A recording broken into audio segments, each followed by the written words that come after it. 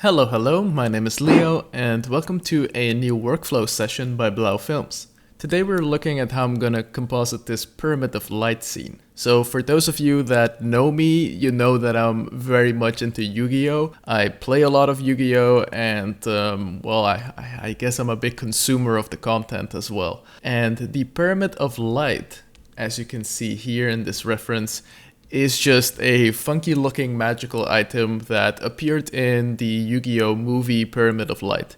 It's a very pretty looking artifact, and it's supposed to be set inside of the tomb of Anubis. So as you can see here, this is the render, this is the base render that I've got right now. I have kinda built it out where the Pyramid of Light is kinda chained down because this is supposed to be an evil artifact. And it's, in my idea, locking it down to this tablet makes sure that whoever finds this ever in the future will never be able to take this off. And then in the back we have a statue of Anubis over there that I did a little bit of texturing in Substance Painter. And then we have a lot of Quixel Megascans going in and out of each other, like all the way in the background here. And I believe these things are actually Roman, so you know. We're messing some things up already. But let me show you the Cinema 4D file real quick. Here we have our Caustics Pass. Thank you to Eric for helping me out with the lighting. It's just super simple. We created a black box in which we have the scene all the way there, and then we have a sunlight that's shining right through this gap in between these two drapes, creating the shaft of light. And then I have a second sun that is making sure that we have the caustics on the Pyramid of Light. And that's basically it. Except for that, I've just scattered a bunch of little rocks and there's some sand everywhere. Yeah, that's about it. Cool, let's get into it. So let me show you what I've already got. So using extractor, I have extracted the Z depth from this shot. And with that Z depth, I've added an exposure effect to make sure that we keep a strong contrast between the foreground and the background. Then I have inverted the channel because we want to create light rays that are blocked out by the shape in front of us. And then by using a CC radial blur, I can really stretch those rays out. And if you can see, if I move that around, you can kind of position these light rays to come from wherever you want. In the meantime, what I'll be doing is I'm just gonna be setting this to screen, and we can try add, but I think screen would work better for what we're doing.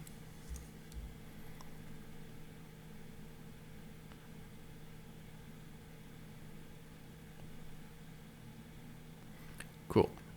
Now I am going to be duplicating this effect, and I'm setting one to soft light. Now let me just take this up a notch.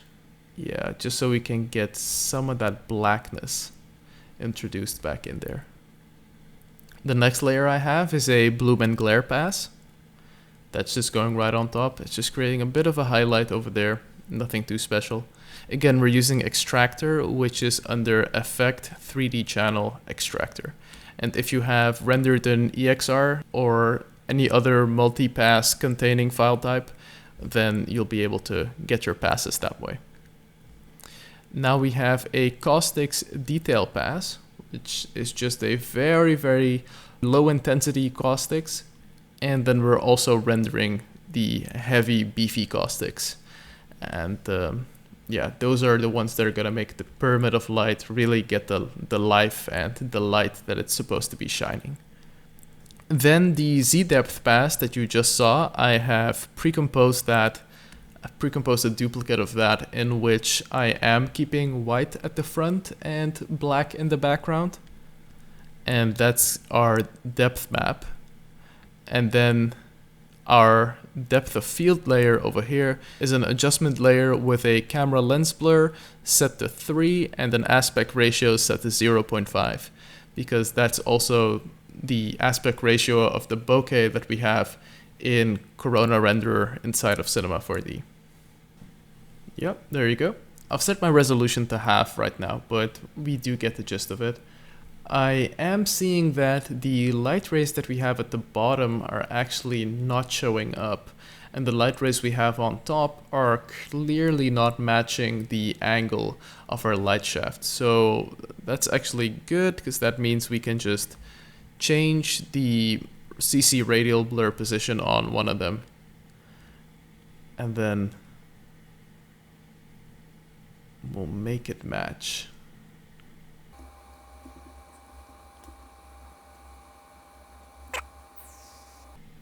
Yeah, that's about it. Cool.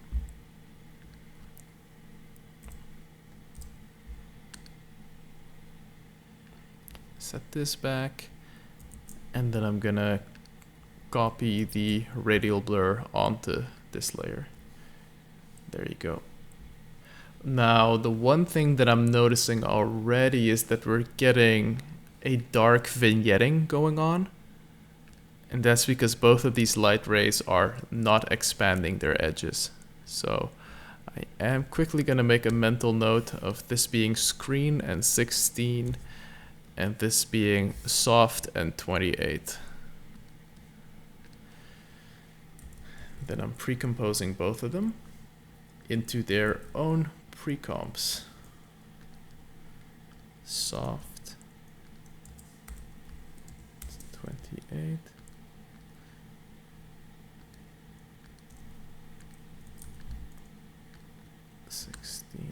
Cool. Now we can just add a white solid that goes right behind everything. There you go.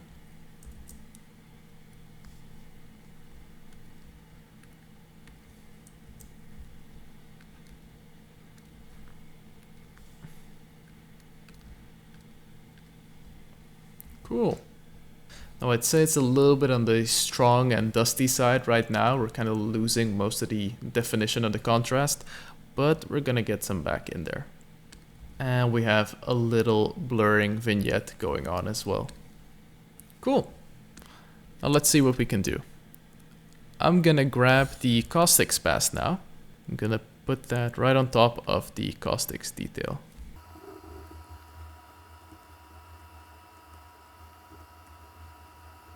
There you go. That's very cool.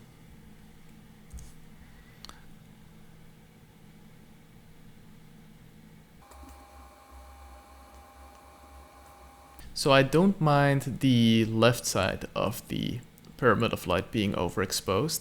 I do not want the right side being overexposed. And I definitely don't want this to be that much of a blown out highlight. So I'm just looking at where the colors are still interesting, somewhere here.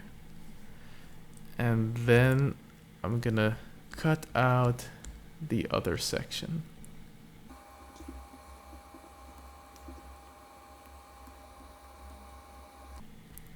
I feel like this is pretty good. I'm gonna be adding a quick curves adjustment to the light rays at the bottom.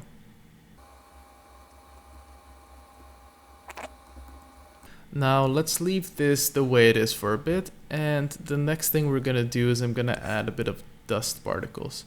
And once we have a bit more of a full composition going on there, this is when we can make some more proper judgment calls. So these are all from Action VFX.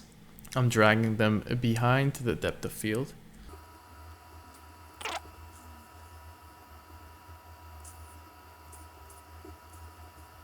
There you go. That's looking nice. Now what I would like to do is give this a tint effect and change all the white tones to be something more from the scene itself.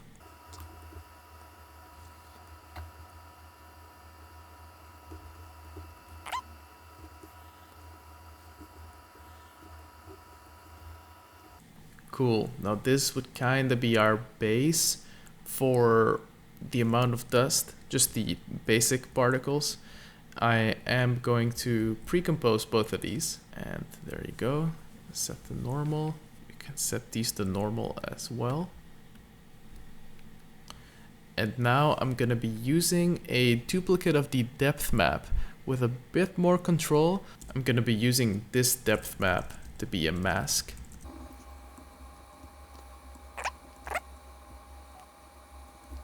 So now we basically have excluded that layer of dust to only be floating right behind our pyramid of light. Now we can go and set that layer to screen, and we should only have the dust over there. And with the depth of field going on, that should be looking quite interesting. All right, now I guess it's just a repeat of this process.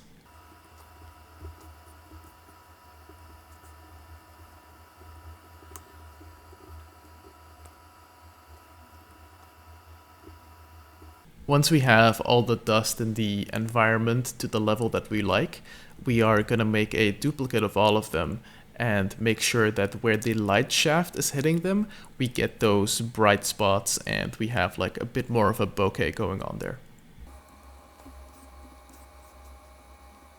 So this one is moving to the other direction. So we kind of got to invert it horizontally. We do want to make sure, especially in a still, that the dynamic lines of your shot are consistent.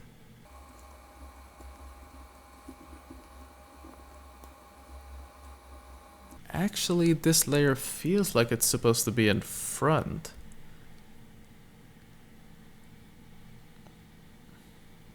Yeah, so we're not using a luma for this. I am going to be using this close fog asset, which might be my favorite one. It might be something that I use in almost everything, but it's just such a nice balanced out atmospheric haze that if you match that with a nicely composited depth map, it just makes it look super nice. But we do have to flip it horizontally. There you go. And duplicating it, because here's the thing, when it comes to smoke, you kind of don't want to set it to screen initially.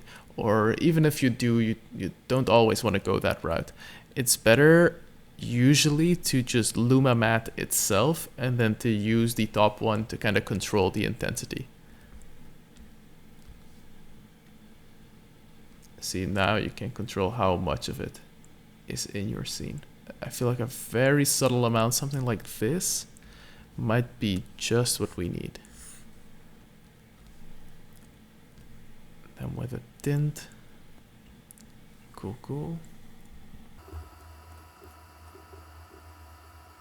Now for this, I'm actually making another duplicate of our depth map right here in the project window. And I'm going to adjust some of these settings over here. So I feel like we need to have less contrast between them. Now, a good way to check this is, here's our dust layer. And then we add this new one, set it to luma. Cool. So there you go. And now we can lock the composition right here. If I quickly turn off pure ref, open up this composition and then just drag it anywhere you want. And now you have both compositions in the same time. And if we go into this composition, we can play around with the exposure settings and we're going to be able to have some kind of live feedback on the other end. So first I'm thinking of lowering the exposure.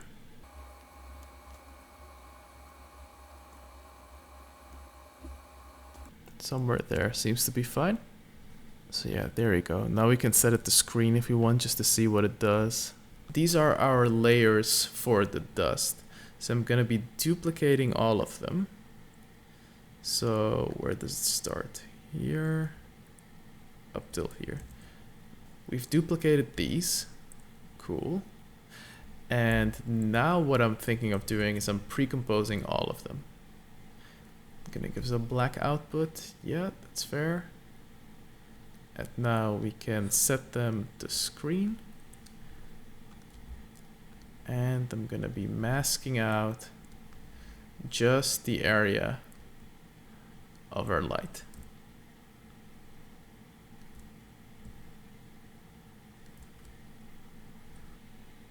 Now this is the cool thing about compositing in After Effects, right? You can just like move these layers around a bit in case you don't like what you're getting.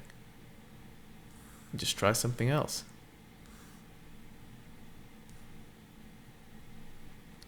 So I don't mind the granularity of what we're getting here. now that we landed on this, this was the first quick mock-up test that I did. As you can see, here you can see all the flaws, right? Here you can see the Quixel Megascans assets. Here you can see some shitty Boolean operations I did there, and just nothing is working. But it's there. Now I'm thinking we might have to set this to add and then increase the contrast. Just have a look at what we're doing. Yeah, there you go, something like that. Cool. And now I'm adding a camera lens blur to this particularly.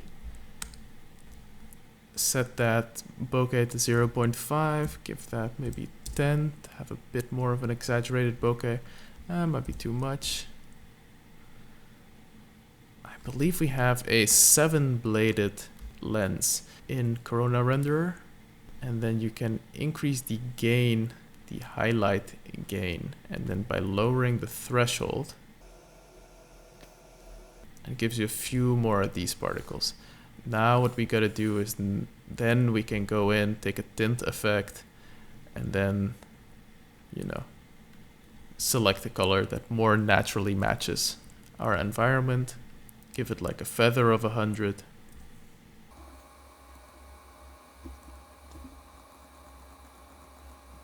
Yeah, there you go.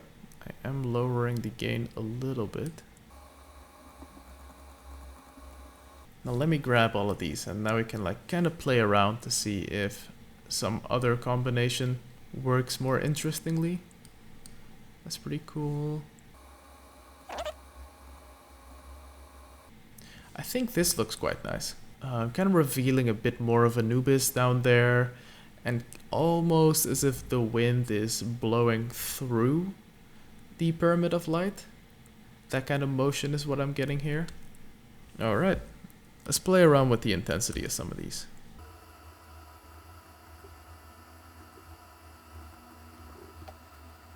Now, if I look at it from a distance, the one thing that I can feel is that we are missing a bit of contrast when it comes to both the inside of the Anubis shrine and the wall on the right side over here. So I am just gonna manually do that with a few adjustment layers.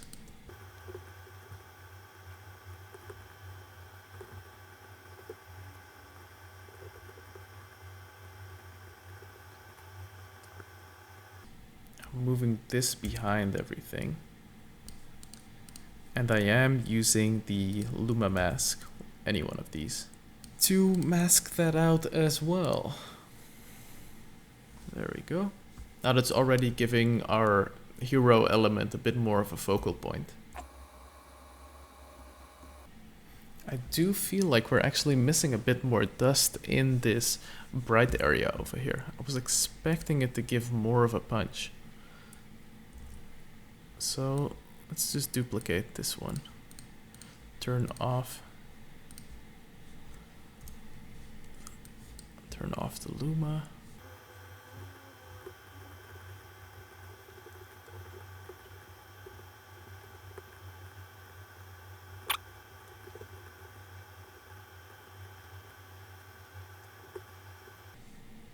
So right now I'm gonna duplicate the Caustics Pass, and I'm gonna try to do something that probably makes no sense. So if I grab that Caustics, would I be able to then use a CC radial blur with a fading zoom to then create some light rays from the Caustics? I think I should be able to. Yeah, I should be able to. Let's see how crazy you can push it.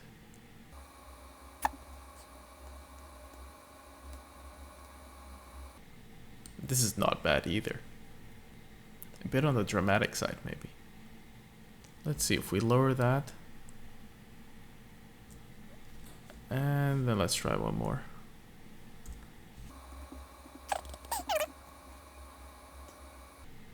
It's beautiful that you can do it. Okay, so somewhere here, and then lower that opacity down.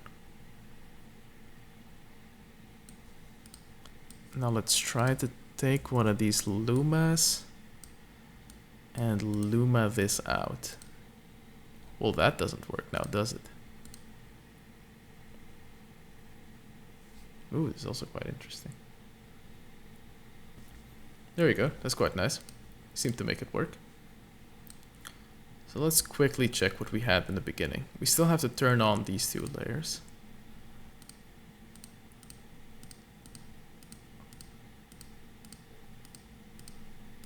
I love compositing. It's hilarious. Alright, we have our screen layer in the background. Let's see if that's still useful. And then we have a soft light layer.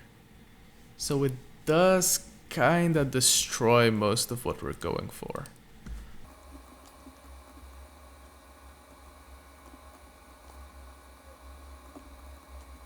But this is quite nice. It's quite nice. I'm gonna render a frame right now, and then we can figure out what it is that we're missing or how we are feeling about this.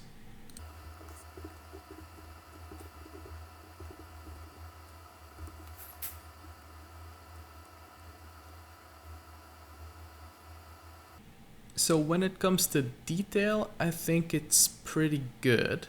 When it comes to contrast, I think it's okay. Well, I'm definitely more happy with the dark side of the image, because I feel like the brightness of the shape of the pyramid of light has way more of a interesting presence and way more of a balanced presence on this side of the image, as well with the way that we have darkened down everything in the background and everything on this wall. I feel like here it's not there yet. Well, value-wise, I think we're actually pretty close. I'm not entirely sure about the coloring itself, and I might feel like this hotspot over here is a bit on the distracting side. So I'd say let's get into it and let's make this work. You know what else? The caustics from the Pyramid of Light, they have like a nice fall off that we're seeing on these chain links over here. But it's not actually affecting any of the dust particles. So we kind of figured out a way to do that a moment ago with these exaggerated caustics effects. Okay, so here we go. We have this. And now I am going to add a fast blur effect. There you go, somewhere there. Now my idea is to set this to add, but then to exclude it from only these particles. So we're gonna have to take all of these particles over here, duplicate, yes, pre-compose, yes, drag it over here, and then we can set that to Luma Matte. And yeah, that seems to do it. Cool. Let's just increase the exposure on this. Yeah, okay. Yeah, it does work. I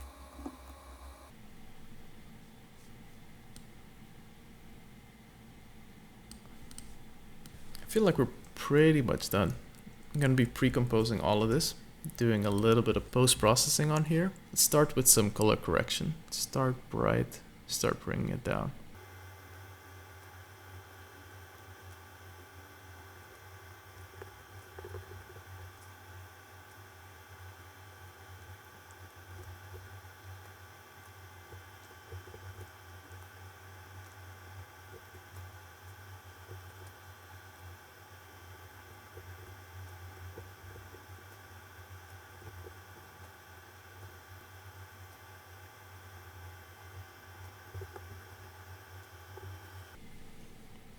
It's looking a bit better now. I am gonna be adding some very subtle film grain.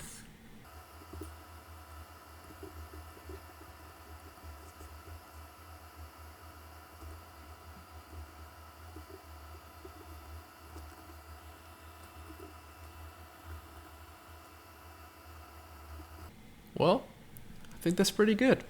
That's pretty cool. I'm gonna be rendering out a still. I'm taking this into Photoshop to check out with Camera Raw if there's anything we can do there. And that's it. Then I feel like we have another render done.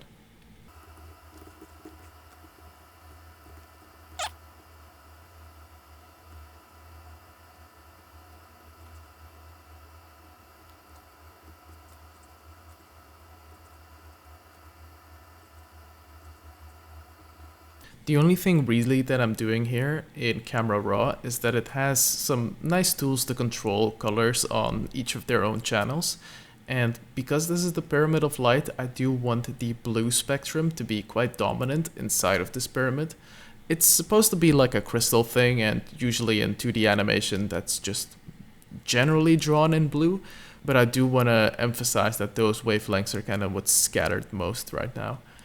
And I also added a little bit more of a red inside of the Egyptian imagery that's on the wall over here. Cool, perfect. Well, that's it. Thank you very much for watching. I hope you've been enjoying these workflow sessions. This is the second one right now, and I'll probably be doing more because, you know, I got a bit more free time recently, so I'll be working on syntactic labyrinths to make sure that that's finally finished. And I'll be doing a lot of these personal projects, just renders or just scene setups. You can expect some crazy cool tutorials coming up soon, so, you know, if you haven't subscribed yet, be sure to do so. If you're into this kind of stuff, if you want to level up your game when it comes to filmmaking, CG, post-production, everything related to the filmmaking process, I'd say, probably even some writing tutorials, then yeah, be sure to hit that subscribe button. Before I go, I'd like to let you know that even though Blauw Films is on Instagram, I am not the biggest Instagram user, like at all. But if you want to check out the work, come to the ArtStation. Come to me, Leonardo Verkulen, on ArtStation. Be sure to follow. I actually think this is a platform that more filmmakers should be using. I guess it's kind of similar to Behance or something like that. And you're just able to upload high quality stuff on there. And come to the ArtStation store if you want to check out all the products that will help you level up your workflow, kind of like smooth out some of the kinks. Like anyone working with any cinematographer who has issue with sky replacement or just having some blown out skies, check out any of the cloud packs over here. For CG artists, I'd say, you know, check out some of the decals packs over here, the organic star fields, the project files of the planets. And then we have these two products, are recent ones that just came out. So we have Construct, which is a city building pack with a few very, very simple base model buildings, but they're super useful. They have the windows separated from the base building, and this is one of the things that I did with it together with Eric. And, you know, it's very, very versatile, so, you know, be sure to check that out. When it comes to the Bricks Graffiti Scrapbook, this is basically a collection of over 100 original bricks tags that are all like 5K resolution alphas. There's a big lack of high quality made by true graffiti artists decals out there. So if you want to make sure that your urban scenes look more believable, be sure to get these and you'll be good to go. So cheers, thank you very much for watching. I hope you have a great day. Cheers, bye bye.